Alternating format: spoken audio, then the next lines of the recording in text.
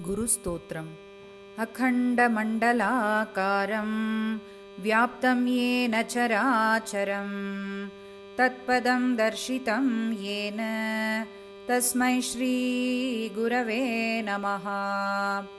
अज्ञानतिमिरान्धस्य ज्ञानाञ्जनशलाकया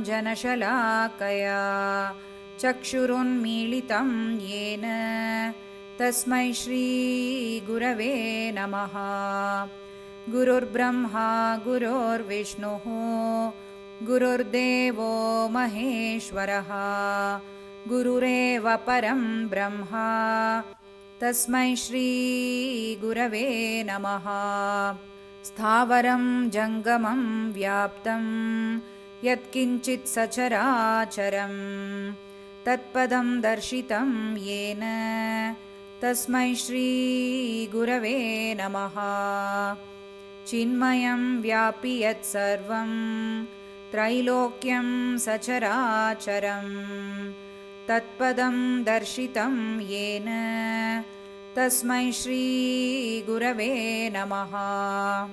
सर्वश्रुतिशिरोरत्ना विराजितपदाम्बुजः वेदान्ताम्बुजसूर्यो यः तस्मै श्रीगुरवे नमः।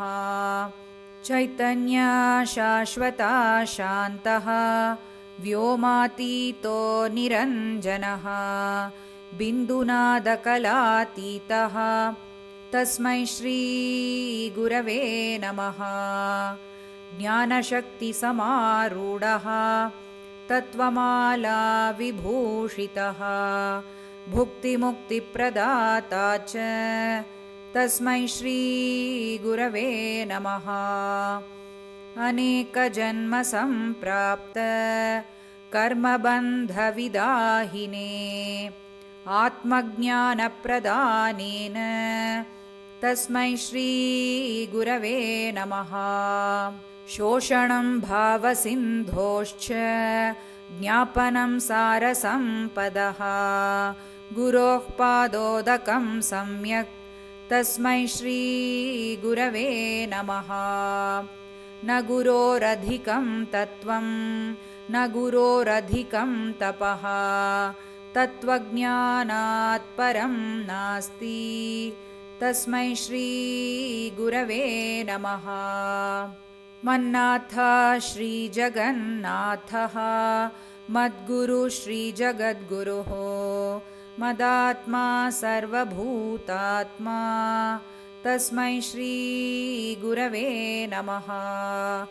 गुरुरादिरनादिश्च गुरुः परमदैवतं गुरोः परतरं नास्ति तस्मै श्रीगुरवे नमः।